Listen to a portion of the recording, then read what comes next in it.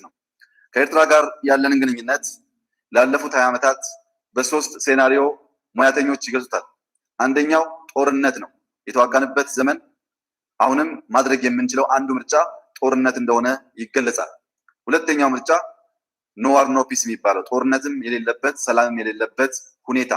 አሁን ያለውን በርካታ የዓለም ሰዎች ኖ ዋር ኖ ፒስ ይሉታል። እኔ በዚህ ትርጓሜ አልስማማም። ኖ ዋር ኖ ፒስ የሚባል ነገር የለም። የአሁኑ ሁኔታ ሞት አልባ ጦርነት ብየዋለሁ። ሞት ሲቀር ለጦርነት የሚያስፈልገው ሁሉም ወጪ፣ ሁሉም ዝግጅት፣ ሁሉም ስልጠና፣ ሁሉም ውጥረት ላለፉት 20 ዓመታት በድንበር ላይ ነበረ። አንድ ወታደር 1 ሰዓትና 2 ሰዓት ተዋግቶ ለማሸነፍ ወይ ለመሸነፍ ከሚወስድበት ጊዜ በላይ ለጦርነት ዝግጅትና ከአሁን እጠቃ ይሆን እያለ በስነ ልቦና መሰቃየቱ ከጦርነት እንደማያንስ በውል መገንዘብ ያስፈልጋል። ላለፉት 20 ዓመታት በሐሩር በበረሃ በምሽግ እየተሰቃየ ያለ ወታደር ወይ ተዋግቶ አልለየለትም ወይ ሰላም ሆኖ እንደሌላ ወታደር በተረጋጋ መንፈስ መኖር አልቻለም። ኖ ዋር ኖ ፒስ ሳይሆን ሞት አልባ ጦርነት፣ ያውም አልፎ አልፎ ሞት የተቀላቀለበት ቆይታ ነበር። ይህንን ጉዳይ እንዲያቆምና ወደ ሰላም በተሟላ አቅም እንድንሻገር ማድረግ ከምንም በላይ ለኢትዮጵያ ብሎም ለአፍሪካ ቀንድ ያስፈልጋል። እኛ ኢትዮጵያውያን የኢጋድ የወቅቱ ሊቀመንበር ስለሆነ ሳይሆን በአፍሪካ ውስጥ ታላቅ ሕዝብ ታላቅ ሀገር ስለሆን ኃላፊነት በተሰማው መንገድ እና ኃላፊነት የሚወስድ መንግስት ሆነን በቀጠናችን ሰላም ማረጋገጥ፣ በአስመራና በአዲስ አበባ መካከል አውቶቡስ፣ ባቡር፣ ኢኮኖሚ እንዲስፋፋና ወንድማማች ህዝቦች እንዲገናኙ ለማድረግ ቀዳሚውን እርምጃ መውሰድ ከኛ የሚጠበቅ መሆኑን እያንዳንዱ ኢትዮጵያዊ ሊገነዘበው ያስፈልጋል። እንግዲህ በዛን ሲጀመር አካባቢ የተናገሩት ነበረ። ምን ተባለ? እንዴት ነበረ? የት ደረሰ ብላችሁ እንድጠይቁ ፈልጋለሁ። እስኪ ሁሉን መገምገም ጥሩ ሰው ያስታውሳል። በሀገር ኤርትራ በተለይም በአስመራ ፍቅር ከሚያውቀው ህዝባቸው ጋር ከተደረገልን አቀባበል የነበረን ቆይታ የተሰማኝን ጥልቅ ስሜት አስቀድሜ መግለጽ እፈልጋለሁ። ትናንትና እና ዛሬ እኔ የተሰማኝ የጠፉብኝ ወንድምና እህቶቼን በድንገት ያገኘው አይነት ስሜት ነው ያለው። ይህ በአስመራ የተደረገ እንትን ነውና ስንት ሰው ያየዋል? ስንት ሰው ይሰማዋል? በቅንነት ነገሮች በፍጹም የአንድ አባት ልጆች ቤተሰቦች መሆናችንን ከፕሬዝዳንቱ ጀምሮ በየስፍራው ያገኘናቸው የኤርትራ ህዝቦች አረጋግጠውልናል። የኤርትራ ህዝብ፣ የአስመራ ህዝብ ለኢትዮጵያ ህዝብ እውነተኛ ፍቅር፣ እውነተኛ ወንድማማችነት እንዳለው ማየት ችያለሁ። ከዚህም በላይ ፕሬዝዳንት ኢሳያስ በሩቅ ከማውቃቸው ከምገምታቸው በጣም በተለየ መልኩ ለኢትዮጵያ ህዝብ ትልቅ አክብሮት፣ ፍቅር ያላቸው የኢትዮጵያ ሰላም፣ የኢትዮጵያ ልማት የሚያስጨንቃቸው ለሁለቱ ሀገር ዝምድና ለሁለቱ ሀገራት ወዳጅነት ብቻ ሳይሆን በሱዳን፣ በሶማሊ፣ በጅቡቲ ጠንካራ መንግስታት ተፈጥረው ምስራቅ አፍሪካ በጠንካራ መንግስታት የሚተጋገዙ እንጂ አንደኛው መንግስት የሚያፈርስ እንዳይሆን ሰፋፊ ሀሳብ እንዳላቸው መረዳት ችያለሁ። ይሄ ለኛ ትልቅ ዜና ነው። ከዚህም በተጨማሪ በንግግር ካደረግነው በላይ የአኗኗር ዘያቸው ከህዝባቸው ጋር ተመሳስለው የሚኖሩት የህይወት ዘዬ ለኛ ለሁላችን ትልቅ ትምህርት ሰጠ። እንደ ማንኛውም አገልጋይ መንግስት ከህዝባቸው መሀል እየኖሩ ባልተጋነነ የኑሮ ዘዬ ሀገራቸውን የሚያስተዳድሩ ምናልባት በአፍሪካ እምብዛም የማይታይ ባህሪ ስላየው በግልም የተማርኩበት እጅግም ደስ ያለኝ መሆኑን ልገልጽላችሁ ፈልጋለሁ። ዛሬ የተስማማነው ስምምነት አንደኛውና ዋነኛው መሰረት የሁለቱን ወንድማማች ህዝቦች በጋራ በሰላም አብሮ የማደግ ነገር የሚያደናቅፈውን ጦርነትና የጦርነት ወሬ አቁመን ሰላም፣ ፍቅርና አንድነት በአዲሱ ቋንቋ መደመር አለብን የሚል ነው። ሁለተኛው ከመደመር ባሻገር የኢኮኖሚ ጉዳይ ለኢትዮጵያም ለኤርትራም ወሳኝ በመሆኑ በሁሉም የኢኮኖሚ ዘርፎች በጋራ እየተጋገዝን እየተደጋገፍን የሁለቱን ህዝቦች የኑሮ ደረጃ ማሻሻል እንዳለብንም ከልብ ተስማምተናል። ከድንበር ጋር ተያይዞ የነበረው ግጭት ቀደም ሲል በኢትዮጵያ በኩል ሀሳቡን ከተቀበሉ በኋላ ከድንበር ባሻገር በሁለት ሀገራት ወንድማማች መካከል ሰላም፣ ልማት፣ አንድነት እንዲመጣ የሚል ጥያቄ ስናቀርብ የቆየም ቢሆንም በኤርትራ በኩል ከዛ የበለጠ ፍላጎት ከዛ የበለጠ ተነሳሽነት መኖሩን በተግባር በነበረን ቆይታ ማየት ችለናል። በመካከላችን ከልብ በፍቅር ካለመነጋገር የመጣ እንጂ ሰፊ ልዩነት የለም። የኤርትራ መንግስትና ህዝብ የኢትዮጵያን እድገት፣ የኢትዮጵያን ልማት፣ የኢትዮጵያን ሰላም ይፈልጋሉ። በግልጽ የተነጋገርነው ጉዳይ ዛሬ ኤርትራ እንደ ዱባይ እንደ አቡዳቢ ሆና ቢሆን ኖሮ የኢትዮጵያ ወጣቶች በእግራቸው አቋርጠው አስመራ ይመጡ ነበር፣ በባህር አይበሉም ነበር። የኤርትራ እድገት በቀጥታ ለኛ ይጠቅመናል። እንኳን የኤርትራ እድገት ቀይ ባህር ተሻግሮ ያለው የመካከለኛው ምስራቅ እድገትም ለኛ ወጣቶች ተስፋ ሆነው እዚያ ለመድረስ ብዙዎቹ በባህር እየተበሉ መሆኑን እናውቃለን። የኤርትራ እድገት ለኢትዮጵያ በጣም የሚጠቅም፣ የኢትዮጵያ እድገት ለኤርትራ የሚጠቅም፣ የሱዳን እድገት፣ የጅቡቲ እድገት፣ አጠቃላይ የምስራቅ አፍሪካ ሀገራት እድገትና ጥንካሬ ለሁላችን የሚጠቅም መሆኑን ከልብ ተስማምተናል። ስምምነታችን በአንድ ዓመት በሁለት ዓመት የሚያልቅ ሳይሆን ለረዥም ዓመታት እነዚህ ሁለት ሀገሮች የጦርነት ወሬ ሳያወሩ በፍቅር በስምምነትና በመተጋገዝ አብሮ የሚኖሩበትን ነገር የሚያሳይ በመሆኑ እኛ በኢትዮጵያ በኩል የተስማማንበትን ዋና ዋና ሀሳቦች ከልብ ለማስፈጸም በጋራ ለመስራት የህዝቦቻችንን አብሮነት ለማረጋገጥ በቁርጠኝነት የምንሰራ መሆኑን ፕሬዝዳንት ኢሳያስ በቅርቡ ሁለተኛ ሀገራቸውንና ህዝባቸውን ሲጎበኙ የሚሰማቸውን መልእክት ለህዝባቸው የሚያስተላልፉ መሆኑን ለኤርትራ ህዝብ ማረጋገጥ የምፈልገው ልክ እዚህ እንዳየነው ፍቅር፣ እዚህ እንዳየነው የወንድማማችነት ስሜት በኢትዮጵያ በኩልም ህዝቡ የናፈቃችሁ የሚወዳችሁ ከእናንተ ጋር ሰርቶ መለወጥ ማደግ የሚፈልግ መሆኑን በሙሉ ልብ ላረጋግጥላችሁ እፈልጋለሁ። ኤርትራ እውነተኛ ሁለተኛ ሀገራችን ናት። ለእናንተም ኢትዮጵያ እውነተኛ ሁለተኛ ሀገራችሁ ናት። ኢትዮጵያና ኤርትራ ለህዝቦቻቸው በቂ ሀብት ያላቸው፣ በቂ ጭንቅላት ያላቸው፣ በቂ ህዝብ ያላቸው ስለሆኑ ከማንም ሳይለምኑ ሁለቱ አንድ ሆነው ጠንክረው ሌላ ማገዝ የሚችሉበትን ዘመን ከፊት ለፊታችን እንዳለ በሙሉ ልብ መናገር ይቻላል። የኤርትራ ወጣቶች በኢትዮጵያ ዩኒቨርሲቲዎች መጥተው የሚማሩበት፣ የኢትዮጵያ ወጣቶች በኤርትራ ዩኒቨርሲቲዎች የሚማሩበት፣ የተማሪዎች የመምህራን ኤክስቼንጅ፣ የፖለቲካ አመራሮች ኤክስቼንጅ እንዲሁም በሴኩሪቲ ረገድ አንዳችን ለማጥቃት ሳይሆን ተጋግዘን አንዳችን ሌላችን ለመጠበቅ የምንሰራ መሆኑን ከዚህ በኋላ በወንድማማችነት ስሜት በጋራ ለማደግ ፍላጎት ያለን መሆኑን በተለይም በድንበር የሚዋሰኑ የትግራይና የአፋር ህዝቦች ይህንን ሰላም ከምንም ነገር በላይ የሚፈልጉ መሆናቸውን እዚህ መጥተው ህዝባቸው ጋር መነጋገር፣ ፕሬዝዳንት ኢሳያስን በአካል ማግኘት፣ መጠየቅ፣ መወያየት፣ ወንድማማች መሆናችንን ማረጋገጥ የሚፈልጉ ስለሆነ ፕሬዝዳንት ኢሳያስ ሁልጊዜም በጉብኝታቸው በንግግራቸው የትግራይን ህዝብ፣ የአፋርን ህዝብ በድምሩ የኢትዮጵያን ህዝብ ከሳቸው የሚፈልገውን የወንድማማችነት አመራር እየሰጡ ሰላሙ ዘላቂ እንዲሆን ልጅናችን እንዲለወጥ በጋራ እንድናድግ የበኩላቸውን እንደሚያደርጉ ሙሉ እምነት አለኝ። በዚሁ አጋጣሚ የጀመሩትን አስደሳች የሰላም የፍቅርና የእድገት ጉዞ ሳያቋርጡ አመራር እንዲሰጡ በታላቅ ትህትና ጠይቃለሁ። የአስመራ ህዝብ ድንቅ ህዝብ መሆኑን በተግባር አሳይቷል። በፍቅር ተሸንፈናል። ትናንትና ከአንዳንድ ሰዎች ጋር ስንነጋገር እኛ ኤርትራውያን በሚሳኤል በትግል አንንበረከክም አሉ። ሚሳኤል፣ ታንክ ትግል ከፈለጋችሁ 30፣ 40፣ 100 ዓመት እንዋጋለን። ለጋራ ኮዝ አንፈራም። ለጋራ ኮዝ መሞትም እንደ ክብር እናያለን። ነገር ግን የአሁኑ የኢትዮጵያ አመራር የኤርትራን ስስብልት አውቀዋል አሉ። የኤርትራ ስስብልት ፍቅር ነው። በፍቅር እንሸነፋለን፣ በፍቅር እንታረቃለን፣ በፍቅር የኋላውን ቁርሾ አናስብም፣ ተማርከናል፣ ተደምረናል ስላሉ ለኤርትራውያን ወገኖች ማረጋገጥ የምፈልገው በኢትዮጵያ በኩልም ተመሳሳይ ፍላጎት እንዳለ ያው የምታውቁት የእናንተ ወንድም እና እህት ህዝብ ስለሆነ በፍቅር የሚሸነፍ በመሆኑ ትናንት ላጋጠመው ሁሉ በፍቅር ረስተን ወደፊት ተደምረን እና ተጋግዘን አካባቢውን እንድንቀይር ጥሪ አስተላልፋለሁ። አመሰግናለሁ።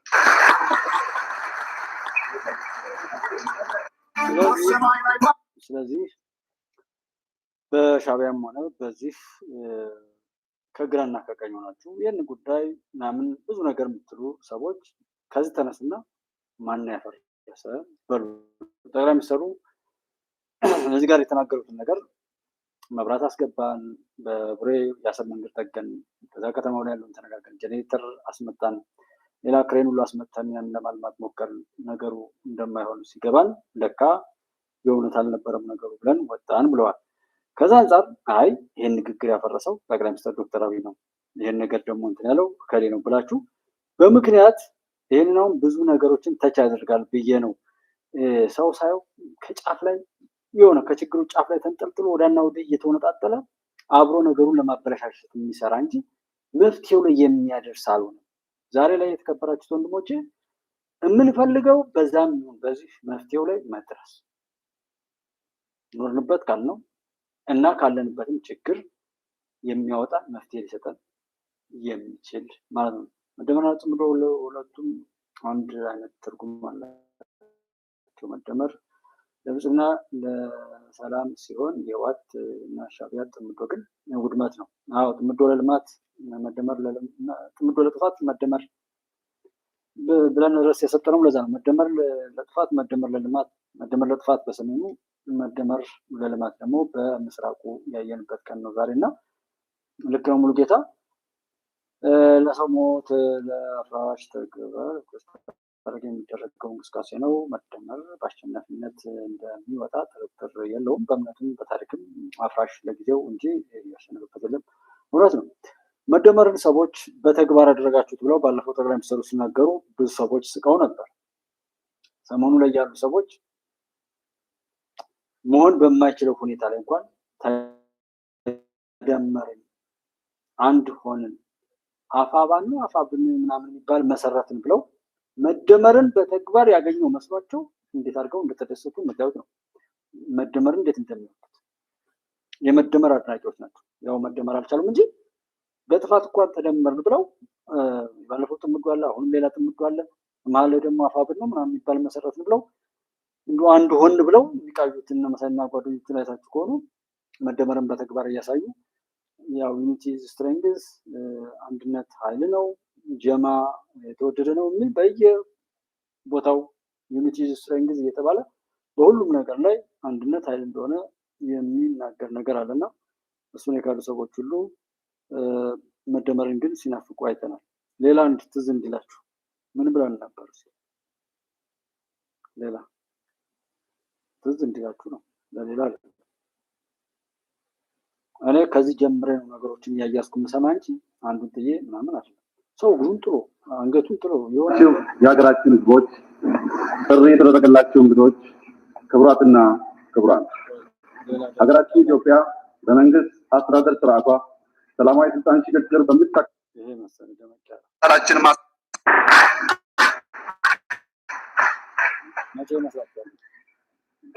የተከበሩ አፈ ጉባኤ፣ የተከበራችሁ የህዝብ ተወካዮች ምክር ቤት አባላት፣ የተከበራችሁ የሀገራችን ህዝቦች፣ ጥሪ የተደረገላቸው እንግዶች፣ ክቡራትና ክቡራን፣ ሀገራችን ኢትዮጵያ በመንግስት አስተዳደር ስርዓቷ ሰላማዊ ስልጣን ሽግግር በምታከናውንበት በዚህ ታሪካዊ ቀን በተከበረው ምክር ቤት ፊት ቀርቤ ይህንን ንግግር ለማድረግ ስለበቃው የተሰማኝን ልዩ ክብር ለመግለጽ እወዳለሁ።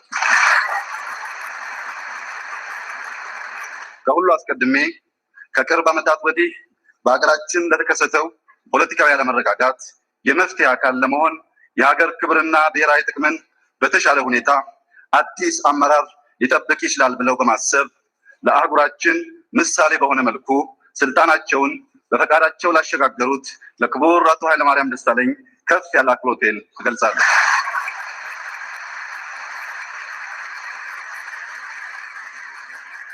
በተመሳሳይ መንግስታዊ ስልጣን ሽግግሩ ያለ እንከን እንዲከወን ልዩ ሚና ሲጫወቱ ለቆዩት ሁሉ በመላው ህዝባችን ስም ከልብ አመሰግናለሁ።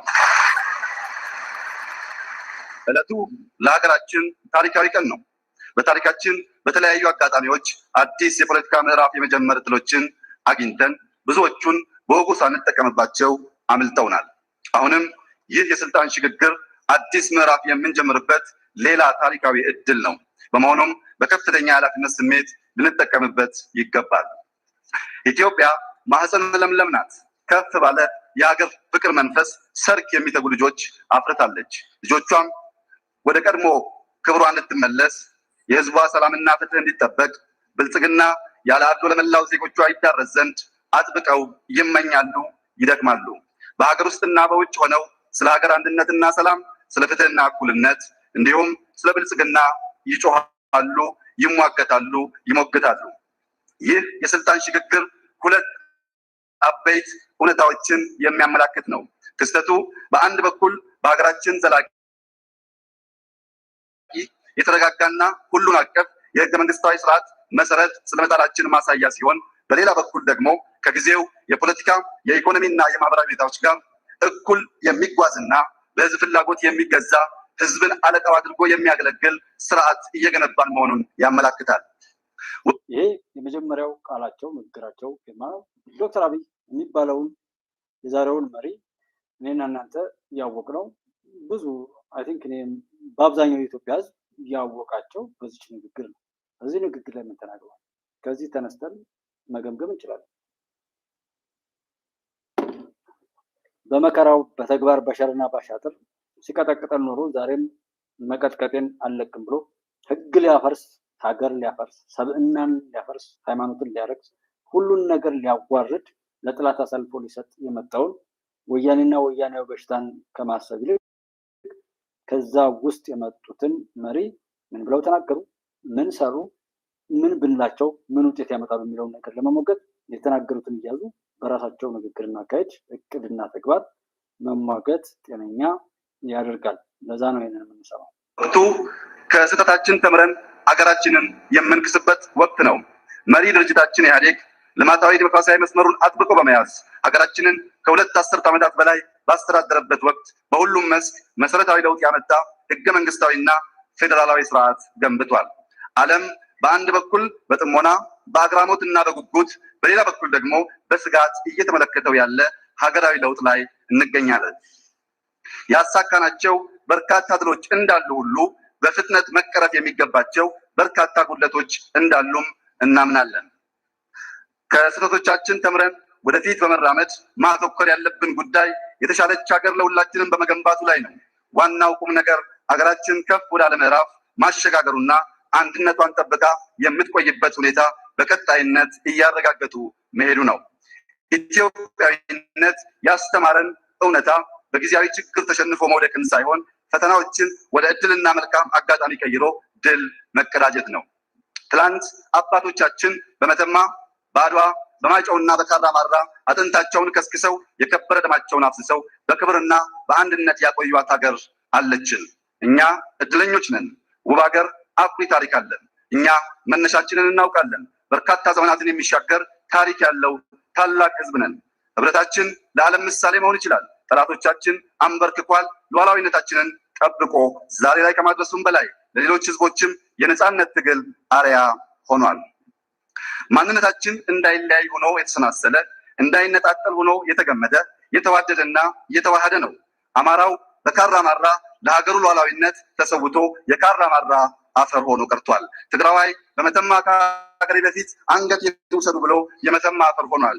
ኦሮሞ በአድዋ ተራሮች ላይ ስለ ሀገሩ ደረቱን ሰጥቶ የሀገሩን ሉዓላዊነት ለማስጠበቅ ከአድዋ አፈር ተቀላቅሏል። ሶማሌው፣ ሲዳማው፣ ቤኒሻንጉሉ፣ ወላይታው፣ ጋምቤላው፣ ጉራጌው፣ አፋሩ፣ ስልጤው፣ ከምባታው፣ ሀዲያው፣ ሀረሪው እና ሌሎችም የኢትዮጵያ ህዝቦች ሁሉ በባድመ ከሀገሬ በፊት እኔም ብለው እንደወደቁ ከባድመ አፈር ተዋህደዋል። አንድ ኢትዮጵያዊ አባት እንዳሉት እኛ ስንኖር ሰዎች፣ ስናልፍ አፈር፣ ስናልፍ ሀገር እንሆናለን። የየትኛውም ኢትዮጵያዊ ክቡር ስጋና ደም በየትኛውም ኢትዮጵያ ክፍል ውስጥ አፈር ሆኖ ታገኙታላችሁ። ኢትዮጵያውያን ስንኖር ኢትዮጵያዊ፣ ስንሞት ደግሞ ኢትዮጵያ እንሆናለን። ኢትዮጵያ የሁላችን ሀገር፣ የሁላችን ቤት ናት። በአንድ ሀገር ውስጥ የሀሳብ ልዩነት ይኖራል። የሀሳብ ልዩነት እርግማን አይደለም። ልዩነት እንዳለ ሆኖ መደማመጥና በመርህ ላይ ተመስርተን መግባባት ስንችል የሀሳብ ልዩነት በረከት ይዞልን ይመጣል። በሀሳብ ፍጭት ውስጥ መፍትሄ ይገኛል። በመተባበር ውስጥ ኃይል አለ። ስንደመር እንጠነክራለን። አንድነት የማይፈታው ችግር አይኖርም፣ አገር ይገነባልና። የኔ ሀሳብ ካላሸነፈ ሞቼ ይገኛለሁ ማለት ግን እንኳን ሀገርን ሊያቆም ቤተሰብን ያፈርሳል። ያለችን አንድ ኢትዮጵያ ነች። ከየትኛውም የፖለቲካ አመለካከት በላይ አገራዊ አንድነት ይበልጣል። አንድነት ማለት ግን አንድ አይነትነት ማለት እንዳልሆነ ሊሰመርበት ይገባል። አንድነታችን ልዩነቶቻችንን ያቀፈ ብዝሃነታችንን በህብረ ብሔራዊነት ያደመቀ መሆን አለበት። እኛ ኢትዮጵያውያን ዴሞክራሲና ነፃነት ያስፈልገናል፣ ይገባናልም። ዴሞክራሲ ለእኛ ባዕድ ሀሳብ አይደለም። በዓለም ውስጥ በብዙ ማህበረሰቦችና ሀገራት ዴሞክራሲ በማይታወቅበት ዘመን በገዳ ስርዓታችን ተዳድረን ለዓለም ተምሳሌት ሆነን ኖረናል። አሁንም ዴሞክራሲን ማስፈን ከየትኛውም ሀገር በላይ ለእኛ የህልውና ጉዳይ እንደሆነ እናምናለን። ዴሞክራሲ ያለ ነፃነት አይታሰብም። ነፃነት ከመንግስት ለህዝብ የሚበረከት ስጦታም አይደለም፣ ከሰብአዊ ክብር የሚመነጭ የእያንዳንዱ ሰው የተፈጥሮ ጸጋ እንጂ።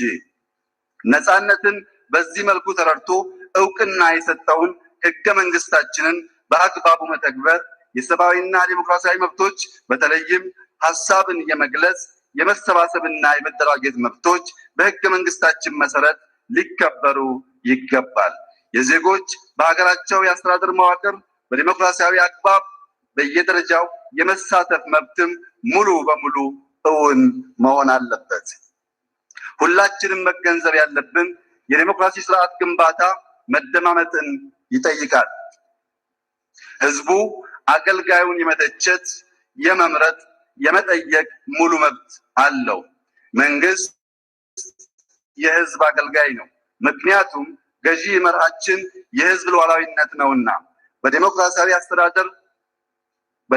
አስተዳደር ውስጥ የመጀመሪያው የመጨረሻው መርህ በመደማመጥ የሀሳብ ልዩነትን ማስተናገድ መሆን አለበት። ኢትዮጵያ የጋራችን የኛ የሁላችን መሆኗን ተገንዝበን የሁሉም ድምፅ የሚሰማበት ሁላችንም የሚያሳትፍ ዴሞክራሲያዊ ስርዓት የመገንባቱን ትግል አጠናክረን እንቀጥላለን። ዴሞክራሲ ሲገነባ መንግስት የዜጎቹን ሀሳብ በነፃነት የመግለጽ መብት ማክበር አለበት።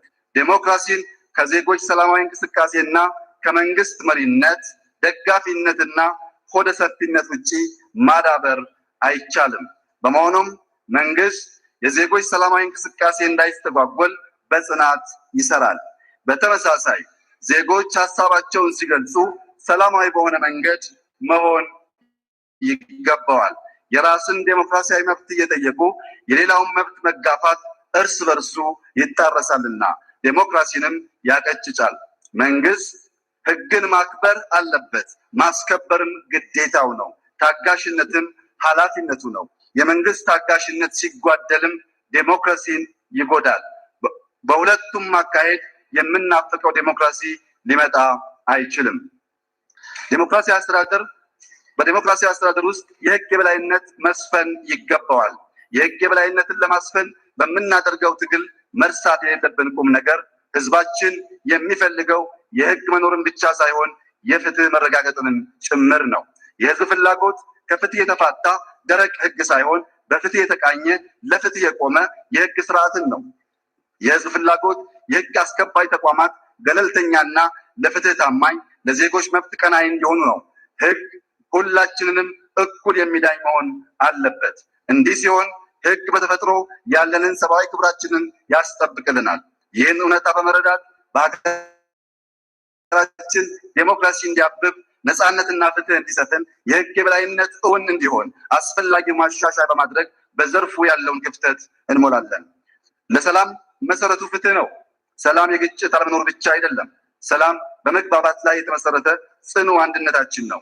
ሰላም መተማመናችን ነው። ሰላም በሁላችንም ፈቃድ ዛሬም የቀጠለ የአብሮነት ጉዟችን ነው። ሰላም አለመግባባትና ተቃርኖዎችን በሰለጠነ መንገድ መፍታት የሚያስችል መንገድና ግባችን ነው።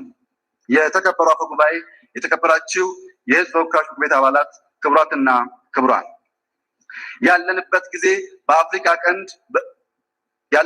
የአፍሪካ ቀንድ በቀውስ ውስጥ ያለበት፣ ብዙ የየራሳቸው ፍላጎትና ዓላማ ያላቸው ኃይሎች የሚራኮቱበት፣ ውስብስብ መጠላለፍ በቀጠናው ያለበት ወቅት ነው። በዚያው ልክ ደግሞ በባህል በቋንቋና በረጅም ጊዜ ጋራ ታሪክ የተሳሰርን ህዝቦች ያለንበት ከባቢ ነው። የውጭ ግንኙነታችን በተመለከተ ሀገራችን የፓን አፍሪካኒዝም መሰረት፣ የአፍሪካ ህብረት መስራችና መቀመጫ፣ የቀደምት ዓለም አቀፍ ተቋማት መስራችና በዓለም አቀፍ በአህጉር አቀፍ እንዲሁም ቀጠናዊ ጉዳዮች ላይ ጉልህና ገንቢ ሚና የምትጫወት ሀገር ናት። ይህንኑ በጋራ ተጠቃሚነትና እኩልነት ላይ የተመሰረተውን ፖሊሲያችንን አጠናክረን እንቀጥላለን። ከአፍሪካውያን ወንድሞቻችን ጋር በአጠቃላይ ከጎረቤቶቻችን ጋር በተለየ በችግርም በተድላም አብረን እንቆማለን። ከኤርትራ መንግስት ጋር ለዓመታት ሰፍኖ የቆየው አለመግባባት እንዲያበቃም ከልብ እንፈልጋለን። የበኩላችንም እንወጣለን። በጥቅም ብቻ ሳይሆን በደም ለተሳሰሩት የሁለቱ ሀገራት ህዝቦች የጋራ ጥቅም ሲባል ልዩነቶቻችንን በውይይት ለመፍታት ያለንን ዝግጁነት እየገለጽኩ የኤርትራ መንግስትም ተመሳሳይ አቋም እንዲወስድ በዚሁ አጋጣሚ ጥሬን አቀርባለሁ።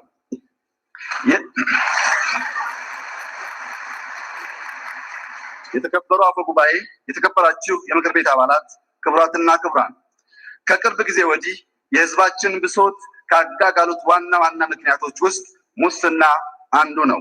ሙስናን ጸረ ሙስና ተቋም በመመስረት ብቻ መከላከል እንደማይቻል ተረድተናል። ሁላችንም ኢትዮጵያችን አንዱ ሰርቶ ሌላው ቀምቶ የሚኖርባት አገር እንዳትሆን ለመጠበቅ የምንችለውን ሁሉ እንድናደርግ በትህትና እጠይቃችኋለሁ። ትናንት የተፈጠረን ሀብት ከሌላው በመቀማት ሂሳብ ለማወራረድ የሚተጋ አገርና ህዝብ ወደፊት ለመራመድ አይችልም። ገበታው ሰፊ በሆነበት ሁሉም ሰርቶ መበልጸግ በሚችልበት ኢትዮጵያችን አንዱ የሌላውን ለመንጠቅ የሚያስገድድ ይቅርና የሚያሳስብ ምንም ምክንያት የለም። ይልቁንም ወቅቱ የፈጠረልንን ልዩ አጋጣሚና ሀገራዊ አቅማችንን አቀናጅተን የእጥረትና እጦት አስተሳሰብን በማስቀረት ለጋራ ብልጽግና እንትጋ። ታዋቂው የህንድ የነጻነት ንቅናቄ መሪ ማህተመ ጋንዲ በአንድ ወቅት እንደተናገረው አገር ለሁሉም የሚበቃ ለሁሉም የሚሆን በቂ ሀብት አላት። ሁሉም እንደ ልቡ የሚዘርፈው ሀብት ግን ሊኖራት አይችልም። አሁን በጀመርነው አዲስ ምዕራፍ ዘረፋን፣ የሀብት ብክነትንና የተደራጀ ሙስናን መላው ህዝባችንን በሚያሳትፍ እርምጃ ለመመከት ሌት ተቀን እንተጋለን። ክቡራትና ክቡራን፣ ሀገራችን ባለፉት ዓመታት ባስመዘገበችው ፈጣን እድገት የተነሳ በድህነት ቅነሳ፣ በመሰረተ ልማት ግንባታ፣ በሰው ኃይል ልማትና በመሳሰሉት ያገኘናቸው ስኬቶች ለሁሉም የሚታዩ ናቸው። ከዚህ አኳያ መንግስት የዋጋ ንረትና የውጭ ምንዛሪ ዋጋን ለማረጋጋት፣ የፋይናንስ ዘርፉን ጤናማነት ለመጠበቅ፣ ለኢኮኖሚ የሚቀርበውን የፋይናንስ አገልግሎት ተደራሽነትና አካታችነት ለማስፋት፣ የውጭ ምንዛሪ ግኝትን እንዲሁም ቁጠባንና ኢንቨስትመንትን ለማበረታታት፣ የስራ ዕድል ለመፍጠር፣ የህዝቡን የነፍስ ወከፍ ገቢ ለማሳደግ እንዲሁም አስከፊ ድህነትን ለመቀነስ የሚያስችሉ የፖሊሲ እና የትግበራ እርምጃዎች ወስዷል። በአንጻሩ ባለፉት ዓመታት በተለያዩ ጊዜያት የኢኮኖሚ እድገቱንና የማክሮ ኢኮኖሚ መረጋጋቱን የሚፈታተኑ ተግዳሮቶች ተከስተዋል። ከነዚህም ችግሮች መካከል ዋና ዋናዎቹ የውጭ ንግድ በምንፈልገው መጠን አለማደግ፣ ይህን ተከትሎ የውጭ ምንዛሪ አቅርቦትና ፍላጎት አለመመጣጠን፣ የዋጋ ንረትና ኑሮ ውድነት፣ የውጭ ዕዳ ጫናና የሀገር ውስጥ ቁጠባና ኢንቨስትመንት መካከል ያለው ልዩነት እየሰፋ መምጣቱ ናቸው። በግብርናው ዘርፍ እየተሰሩ ያሉ ስራዎች አበረታች ቢሆኑም ዘርፉን በተገቢው ሁኔታ በቴክኖሎጂ በመደገፍ ባለመቻሉ እንደ ሀገር ማግኘት የሚገባንን የኢኮኖሚ ትሩፋት ሳናገኝ ቆይተናል። እንደ ትልቅ ሀገርና ሕዝብ ከምናስበው የስኬት ጫፍ ላይ ለመድረስ የምንችለውና ችግሮቻችንን ቁልፍ የምናገኘው በትምህርትና በትምህርት ብቻ እንደሆነ በማመን መንግስት ለትምህርት ዘርፍ ትኩረት ሰጥቶ እየሰራ ቢሆንም በተለይ የትምህርትን ጥራት ከማስጠበቅ አንጻር እጅግ ብዙ የቤት ስራዎች ከፊታችን እንዳሉ በውል በመገንዘብ በርካታ ስራዎች ይሰራሉ። የትምህርት መስፋፋት ይበል የሚያሰኝ የመንግስታችን ስኬት ቢሆንም ይህ የትምህርት ሽፋን እድገትና በጥራት እስካልተደገፈ ድረስ ልፋት ጥረታችን ሁሉ የምንተጋለትን ውጤት ሊያመጣልን አይችልም። በመሆኑም ከመጀመሪያ ደረጃ እስከ ከፍተኛ ትምህርት ተቋማት ያሉትን የእውቀት ዓለሞቻችንን በጥራት ላይ አተኩረው እንዲሰሩ መንግስት በፍጹም ቁርጠኝነት ይረባረባል። በተለይም ከከፍተኛ ትምህርት ተቋሞቻችንና ከቴክኒክና ሙያ ኮሌጆች የሚወጡት ተማሪዎች ከሚገበዩት እውቀት የሚነጻጸር ክህሎት እንዲኖራቸው ከፍተኛ ጥረት ይደረጋል። እነዚህንና ሌሎችንም ችግሮቻችንን ለመቅረፍ የሁለተኛው የእድገትና ትራንስፎርሜሽን እቅዱን የ2 ዓመት ተኩል አፈጻጸም በመገምገም አስፈላጊ የሆኑ የፖሊሲ እርምጃዎችን በመውሰድ ፈጣን የኢኮኖሚ እድገትን ለማስቀጠል እንተጋለን። ውድ የሀገራችን ወጣቶች፣ ኢትዮጵያ የእናንተ ነች። መጪው ዘመን ከሁሉ በላይ የእናንተ ነው። አሁንም አገሪቷን በመገንባት ግንባር ቀደም ሆናችሁ መሳተፍ ይኖርባችኋል። የወጣቱ ጥያቄ የኢኮኖሚና የእኩል ተጠቃሚነት ብቻ ሳይሆን የዲሞክራሲና የፍትህ ነው ብለን እናምናለን። የሁሉም ዜጎች ኢኮኖሚያዊ ተጠቃሚነት፣ ማህበራዊ ፍትህና ፖለቲካዊ ተሳትፎ ከማሳደግ አንጻር ክፍተቶች ነበሩ። ሀገራችን ጥሩ የሚባል ኢኮኖሚያዊ እድገትን እያስመዘገበች እንደሆነ ቢታወቅም እድገቱ በቅርጽና በይዘት ተለዋዋጭ የሆነውን የወጣቱን ትውልድ ፍላጎት በሚፈልገው ደረጃ የሚያረካ አልነበረም። ይህም ህዝባችንን ለብሶት እንደዳረገው እንገነዘባለን። ያለ ወጣቶች ተሳትፎና ተጠቃሚነት አገር የትም ልትደርስ እንደማትችልም እንረዳለን። ኢትዮጵያ ለወጣቶቿ ተስፋ የምትሰጥ እንጂ ተስፋ የምታስቆርጥ ሀገር እንዳትሆን የምንችለውን ሁሉ እንደምናደርግ ቃል እገባለሁ። በሚቀጥሉት ጊዜያት ለወጣቱ የስራ ዕድል መፍጠር ብቻ ሳይሆን ወጣት ባለሀብቶች በብዛት እንዲፈጠሩ እንሰራለን። ለዚህ እንቅፋትና መሰናክል የሚሆኑ አመለካከቶችና የተንዛዙ አድሏዊ የሆኑ አሰራሮችን አስወግደን ፍትሃዊ የማህበራዊና ኢኮኖሚያዊ ስርዓት እንዲኖረን መንግስት ምቹ ሁኔታ ይፈጥራል። መርሳት የሌለብን ሀቅ ግን ለራሱም ሆነ ለሀገሩ በስራውና በጥረቱ ሀብት የሚፈጥረው ወጣቱ ራሱ መሆኑን ነው። ውድ የኢትዮጵያ ሴቶች፣ በብዙ አስቸጋሪና ፈታኝ ሁኔታ ውስጥ ኢትዮጵያን ገንብታችሁ ታሪክ ሰርታችሁ ትውልድ ቀርጻችሁ ዛሬ ላይ ደርሰናል። በትግላችሁም የተሻለች ሀገር ልትኖረን ብዙ መስዋዕትነት ከፍላችኋል። ትግላችሁ የፍትህ ትግል ነው። ትግላችሁ ክቡር ትግል ነው። ትግላችሁ ትግላችን ነው። መንግስት የሴቶችን ተጠቃሚነት ለማረጋገጥና በሀገራችን ሁለንተናዊ እድገት ግስጋሴ ውስጥ የበኩላችሁ ሚና እንድትወጡ ለማስቻል የተለያዩ ስራዎችን በመስራት ላይ የሚገኝ ቢሆንም አሁንም ከሰራነው ይልቅ ያልሰራናቸው ስራዎች እጅግ እንደሚበዙ እናምናለን። በመሆኑም በቀጣይ የሀገራችን ሴቶች ተፈጥሮና ኑሮ የሰጣችሁን በረከቶች ተጠቅማችሁ ለሀገራችን እድገትና ብልጽግና እንዲሁም ለፖለቲካችንም ስምረት አዎንታዊ ሚና እንደምትጫወቱ ተስፋዬ የላቀ ነው። አገራዊ ማንነታችን ያለ እናንተ ያለ ኢትዮጵያውያን ሴቶች ምንም ነው። አገሪቷን የገነቡ ያገለገሉ፣ ያቆሙ ሴቶችን እውቅና በመንፈግ ሀገራዊ ትንሣኤ ማረጋገጥ አይቻልምና መንግስታችን ለሴቶች መብት እኩልነት የሚቆመው ለሴቶች ውለታ ለማዋል ሳይሆን ለሁላችንም ጥቅም ሲባል ነው። ግማሽ አካሉን የረሳ ሀገር ሙሉ የሀገር ስዕል ይኖረው ዘንድ ከቶ እንደማይቻልና ወደፊትም እንደማይራመድ መንግስት በውል ይገነዘባል። በመሆኑም መንግስታችን ከዚህ ቀደም ከነበረው ፍጥነትና የትግበራ ስኬት በላቀ መልኩ ለሴቶች ሁሉን አቀፍ ተሳትፎና ተጠቃሚነት በቁርጠኝነት ይሰራል። የተከበሩ አፈ ጉባኤ፣ የተከበራችሁ የምክር ቤት አባላት፣ የተከበራችሁ የሀገራችን ህዝቦች፣ ጥሪ የተደረገላችሁ እንግዶች፣ ክቡራትና ክቡራን፣ ችግሮቻችን በርካታና ፋታ የማይሰጡ ናቸው። የዳበረ የዲሞክራሲ ባህል አለመኖር፣ ስር የሰደደ ድህነት፣ የተደራጀ የሙስናና ብልሹ አሰራር መስፋፋት፣ የመልካም አስተዳደር እጦት ተደማምረው ሰፊና ውስብስብ ፈተና ደግነው ቦታ የመዘዋወርና ሀብት የማፍራት መብታቸው መከበር አለበት። በመሆኑም የባከነውን ጊዜ በማካካስ ወደፊት መጓዝ እንችል ዘንድ በአዲስ መንፈስ መረባረብ ይጠበቅብናል። ሁሉም ችግሮቻችን በአንዲት ጀንበር ሊፈቱ አይችሉም። ነገር ግን የጀመርነውን የተሻለች እንችላለን። የተሻለች ሀገርነት በባይተዋርነት ሳይሆን ሁላችንም እንደ ባለቤቶች እጅ ለእጅ ተያይዘን መጓዝ ይጠበቅብናል። ይህ ሲሆን ስንወድቅም ስንነሳም በጋራ ይሆናል። በቀሪው የሁለተኛው የእድገትና ትራንስፎርሜሽን እቅድ ዓመታት ቀሪ የልማት መርሃ ግብሮቻችንን በፈጠነ ጊዜ ለማሳካት ጥረት ይደረጋል። ከመደበኛው የስራ ሰዓታችን በሚሻገር ጊዜ ከፍ ባለ ፍጥነትና ተነሳሽነት በመስራት በቅርብ ዓመታት ውስጥ በተከሰተው ፖለቲካዊ አለመረጋጋት የደረሰብንን ኢኮኖሚያዊና ማህበራዊ ጉዳት ለማካካስ አገራዊ ንቅናቄ እንድናደርግ ከአደራ ጭምር መልእክቴን አስተላልፋለሁ።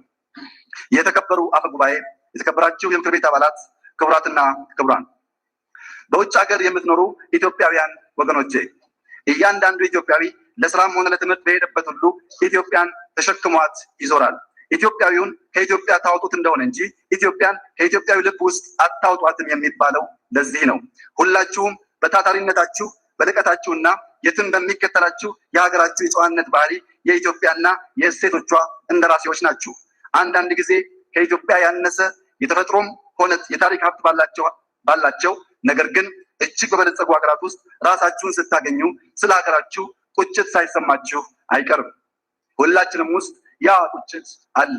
እንደ ሀገር ያለን ሀብት አሟጠን ለመጠቀም የምናደርገው ጥረት በቂ ሳይሆን ሲቀር መቆጨታችሁ አይቀርም፣ መቆጨትም አለባችሁ። ይህንንም ሁኔታ ለመለወጥ ለሁላችሁም የምትበቃ በዚያው ልክ ግን የሁላችንም ተሳትፎ የምትፈልግ ሀገር አለችንና እውቀታችሁንና ልምዳችሁን ይዛችሁ ወደ ሀገራችሁ መመለስና ሀገራችሁን አልምታችሁ መልማት ለምትሹ ሁሉ እጃችንን ዘርግተን እንቀበላችኋለን። በውጭ ሀገራት ኑሯችሁን ላደረጋችሁትም ቢሆን በማንኛውም መልኩ በሀገራችሁ ጉዳይ ላይ ንቁ ተሳታፊ እንድትሆኑና ሀገራችንን በሁሉም መልክ ለመቀየር ለምታደርጉት አስተዋጽኦ መንግስት ያልተቆጠበ ድጋፍ ማድረጉን ይቀጥላል። ውድ የልማት አጋሮቻችን እስከዛሬ ባደረግነው የሰላምና የልማት እንቅስቃሴ ከጎናችን የቆማችሁ የልማት አጋሮቻችን የሀገራችን ጥብቅ ወዳጆች እንደሆናችሁ እንገነዘባለን። የሀገራችንን ልማትና ሰላም ለማረጋገጥ በምናደርገው ጥረት እንደ ወትሮ ሁሉ ከጎናችን እንደምትቆሙ ባለሙሉ ተስፋ ነኝ። መጪው ጊዜ በኢትዮጵያችን የፍቅርና የይቅርታ ጊዜ ነው። ሀገራችን ፍትህ፣ ነፃነትና ሰላም የሰፈነባት፣ ዜጎቿ በሰብአዊነት የሚተሳሰሩባት፣ በእህት ወንድማማችነት የተሳሰሩባት እንድትሆን እንፈልጋለን። ይህ ህልማችን እውን የሚሆነው ከእንቅልፋችን ነቅተን በትጋት ስንሰራ ብቻ ነው። መመኘታችን መልካም ነው፣ ነገር ግን ምኞታችን ብቻውን በቂ አይደለም። መስራት፣ መትጋት፣ መታገል ይጠበቅብናል። በመጀመሪያ ስራችን ልናደርገው የሚገባንና ትግላችን ማተኮር ያለበት ራሳችን ላይ ነው። አመለካከታችንን ከጥላቻ ከቂም በቀል ስሜትና ከዘረኝነት ማጽዳት ይገባናል። በብሔር፣ በጾታ፣ በፖለቲካ አመለካከት፣ በሃይማኖት ያሉ ልዩነቶች እንደ በረከትነታቸው በፍቅር በማስተናገድ ከልዩነታችን የሚነሳ አለመግባባት ቢኖር እንኳ ከፍትህ እንጂ ከበደል ጋር ባለመተባበር ሞራላዊ እይታዎቻችን ልናስተካክል ይገባል።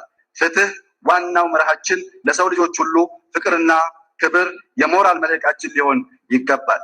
ይህ ሰርተን የማናገባድደው ሁሌም ልፋት፣ ሁሌም ትግል የሚጠይቅ የእድሜ ዘመን ሁሉ የቤት ስራችን ይሆናል። ሀገራችን በአሁኑ ወቅት ለደረሰችበት ምዕራፍ በርካታ ትውልዶች መስዋዕት ሆነዋል። አዲሱ ዴሞክራሲያዊ ስርዓታችንም እውን እንዲሆንም አላፎች ተሰውተዋል። ታዳጊውን ዴሞክራሲያችንን ግን ለማዳበር ተጨማሪ የህይወትም ሆነ የአካል መስዋዕትነት አያስፈልገንም።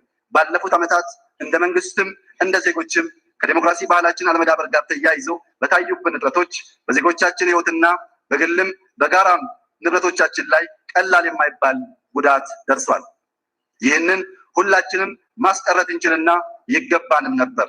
በተለያየ ጊዜ መስዋዕትነት ለከፈሉ የመብት ተከራካሪዎች፣ ፖለቲከኞች፣ በቅጡ ሳይባርቁ ህይወታቸው ለተቀጠፈ ለውጥ ፈላጊ ወጣቶች፣ ለስነልቦናዊና አካላዊ ቀውስ ለተዳረጉ ቤተሰቦችና ግለሰቦች ከልብ የመነጨ ይቅርታ እጠይቃለሁ። እንዲሁም ሰላም ለማስከበርና ህገ መንግስታዊ ግዴታቸውን ለመወጣት ሲንቀሳቀሱ ህይወታቸውን ላጡ የጸጥታ ኃይሎች አባላት ለከፈሉት መስዋዕትነት ያለኝን አድናቆትና አክብሮት ለመግለጽ እፈልጋለሁ። ለተፈጠሩ ችግሮች እልባት በማበጀት ህዝባችንን እንደምንክስም ጭምር በዚሁ አጋጣሚ ቃል እገባለሁ። በሀገር ውስጥም ሆነ በስደት ከሀገር ውጭ የምትኖሩ ኢትዮጵያውያንና ትውልደ ኢትዮጵያውያን በሙሉ ከልባችን ይቅር ተባብለን የትናንትናውን ምዕራፍ ዘግተን በብሔራዊ መግባባት ወደ ቀጣይ ብሩህ ሀገራዊ ምዕራፍ እንሸጋገር ዘንድ ጥሬን አቀርባለሁ። ክቡራን የተፎካካሪ ፖለቲካ ፓርቲ አመራሮች፣ ከኢህአዴግ ውጭ ያሉ ፓርቲዎችን የምናይበት መነጽር እንደ ተቃዋሚ ሳይሆን እንደ ተፎካካሪ፣ እንደ ጠላት ሳይሆን እንደ ወንድም አማራጭ ሀሳብ አለኝ ብሎ እንደመጣ ሀገሩን እንደሚወድ የዜጋ ስብስብ ነው። ስለዚህ ተፎካካሪ ፓርቲዎች በነፃነት እንዲንቀሳቀሱ የተመቻቸና ፍትሐዊ የመወዳደሪያ ሜዳ እንዲኖር በመንግስት በኩል ጽኑ ፍላጎት ያለ በመሆኑ ስለ ሰላምና ፍትህ በልዩ ልዩ መንገድ የምትታገሉ የተፎካካሪ ፓርቲ መሪዎች አብሮነታችንንና ሰላማችንን አደጋ ላይ የሚጥሉ በብሔራዊ ጥቅሞቻችንም አሳልፈው የሚሰጡ የአስተሳሰብ መስመሮችን በአርቆ አስተዋይነትና ሀገራዊ ፍቅር በሰጥቶ መቀበል መርህ የተሻለ የፖለቲካ ባህል ለመፍጠር የምናደርገውን ጥረት እንድታግዙ ጥሪዬን አስተላልፋለሁ። የሀገራችን አርሶ አደሮች፣ አርብቶ አደሮች፣ በሁሉም ደረጃ የምትገኙ የሀገራችን የጸጥታ ኃይሎች፣ ምሁራን፣ ባለሀብቶች፣ በገጠርም ሆነ በከተማ የምትገኙ የተለያየ ሙያ ባለቤቶች፣ የሀገር ሽማግሌዎች፣ ሙስሊሞች፣ ክርስቲያኖች፣ ዋቄፈታዎች እንዲሁም ሌሎች ሃይማኖቶችን የምትከተሉ ወገኖች፣ ከሰሜን እስከ ደቡብ ከምስራቅ እስከ ምዕራብ የምትገኙ ብሔር ብሔረሰቦችና ህዝቦች ሁላችንም የዳበረ ዲሞክራሲ ለመገንባት እንረባረብ። ሀገራችንን ከድህነት አዘቅት ውስጥ ለማውጣት እንትጋ። ዘረኝነትና መከፋፈልን ከሀገራችን እናጥፋ። የተማረና በምክንያት የሚከራከር ዜጋ እንፍጠር። የዛሬው ዕለት በአኩሪ ኢትዮጵያዊ ወኔ የተጀመረው ታላቁ የህዳሴ ግድባችን 7ኛ ዓመት ነው። በዚህ ግድብ ግንባታ የታየው አንድነትና መሰባሰብ የሀገራችንን ችግሮች በሙሉ መቅረፍና መሻገር እንደምንችል ያረጋገጠልን በመሆኑ ይህንኑ መንፈስ ይዘን ከግድቡ መጠናቀቅ ባሻገር የሀገራችንን ብልጽግና እስከምናረጋግጥበት ከፍታ ድረስ እንድንዘልቅ ጥሬን አቀርባለሁ። በመጨረሻም በዚህ ምክር ቤት ባልተለመደ ሁኔታ ጥቂት አካላትን ላመሰግን እፈልጋለሁ። በመጀመሪያ ለዚህ ኃላፊነት የመረጡኝና እምነት የጣሉብኝ ድርጅቴ ኢህአዴግና የሀገሬን ህዝብ በተለየ አክብሮትና ፍቅር አመሰግናለሁ።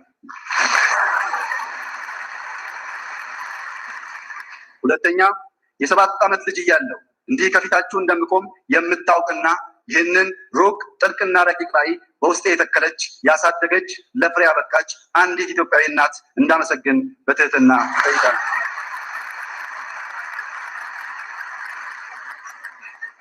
እናቴ ከሌሎች ቅን የዋህና ጎበዝ ኢትዮጵያውያን እንዳንዶቹ የምትቆጠር ናት። ቁሳዊ ሀብትም ዓለማዊ እውቀትም የላትም። በእናቴ ውስጥ ሁሉንም የኢትዮጵያ እናቶች ዋጋና ምስጋና እንደ መስጠት በመቁጠር ዛሬ በህይወት ከአጠገቤ ባትኖርም ውዷ እናቴ ምስጋናዬ ከአጽረ ነፍስ ይደርሳት ዘንድ በብዙ ክብር ላመሰግናት እወዳለሁ። ሌሎች ኢትዮጵያውያን እናቶቼ በልጆቻቸው የነገ ራዕይ ላይ ትልቅ ድርሻ እንዳላቸው በመገንዘብ ነገ ለሚያጭዱት መልካም ፍሬ ዛሬ ላይ የሚዘሩት ዘር ዋና ጉዳይ መሆኑን በመገንዘብ ለሚከፍሉት መስዋዕትነት ያለኝን በምንም የማይተካ አድናቆትና ምስጋና እንዲሁም ክብር በብዙ ልባዊ ፍቅር ሳቀርብ በቀጣይም ልጆቻችን የዚች ሀገር ህዳሴ እንዲረጋገጥ ዋና ተዋንያን መሆን እንዲችሉ እናታዊ አይተኬ ሚናችሁን እንድትወጡ አደራ በማለት ጭምር ነው።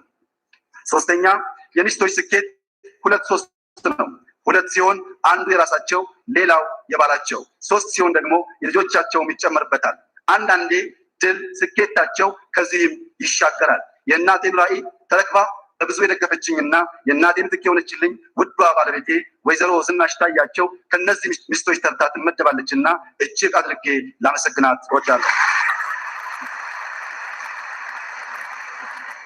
በመጨረሻ ከትግል ጓዶቼ በዝለት ጊዜ ብርታት፣ በድካም ጊዜ ኃይል ከሆኑኝ የቅርብ ጓዶቼ፣ ወዳጆቼ፣ ወንድሞቼ ውጭ ዛሬ እኔ ከፊታችሁ መቆም ባልቻልኩ ነበር።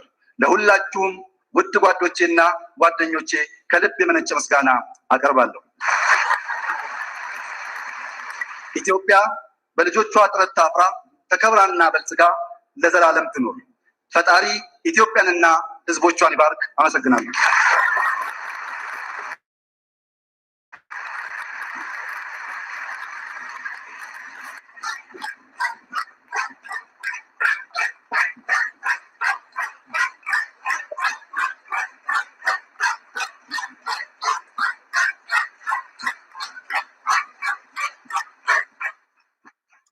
እናመሰግናለን። ሁሉም ነገር የሚጀምረው ከዚህ ጋር ነው እና እያንዳንዱ ሰው ምን ተሰማው ከዚህ ላይ ነገሮችን ይዞ መለካትና ማስኬድ መቻል እንጂ መያዝ ይመጣል። ከዛ የመጣውን ነገር አሁንም ይመጣል። ይሄ ተለማምደነዋል። ዛሬም ቢሆን የምናወራውና የምናገረው ነገር ለመጠቀም አለመሆኑ ስለሚያሳስበን ነው። እኔ በጣም ተናድጄ ኢሞሽናል ሆኜ ሁሉ ያወራሁት እንደዚህ የተናገሩትን ነገር ይዘን ከዛ የሰሩትን ሰሩ ያጎደሉትን ደግሞ አጎደላችሁ እያልን መሞገት ሲገባን ይሄ ቀን መጣ ብለን የተደሰትነው እኮ ዛሬ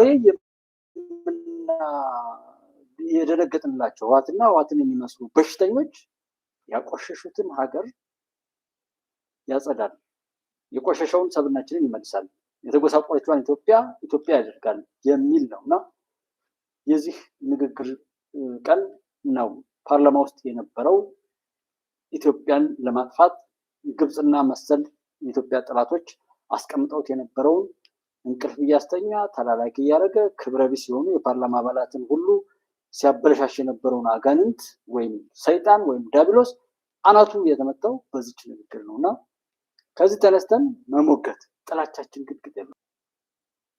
ጥላቻ መናገር የራስን ውርደትና ሞት ይናገር ያረጋግጥ ይሆናል እንጂ መፍትሄ የማያመጣና ሰዎችን ሊበልጥ የሚችል ነገር እንደሌለ አውቀን ይህን ቀን ወደነው ከነበረ ዛሬ ወያኔ ደረሰ ዛደረሰ ከሚለው በላይ ኢትዮጵያን የሚያነጻ ቀን መጣ ብለን ያን ያህል ደግፈን ያን ያህል እንትን ብለን ሰዓትም ስለሄደ ነው እንጂ ብዙ ሚኒስታ አሜሪካ ውስጥ በተለያዩ የአሜሪካ ግዛቶች ሚኒስትር ነው ምናምን የሚባለው ግዛት ዋሽንግተን ዲሲ፣ ፈረንሳይ፣ ፓሪስ፣ እንግሊዝ ምናምን በተለያየ ቦታ ላይ የተንቀሳቀሱ ጠቅላይ ሚኒስትሩ ያደረጉት ንግግር ሐዋሳ የኢህአዴግ ጉባኤ ላይ እና የተለያዩ ቦታዎች ላይ ያሉትን ነበር አዘጋጅቼ የመጣሁት።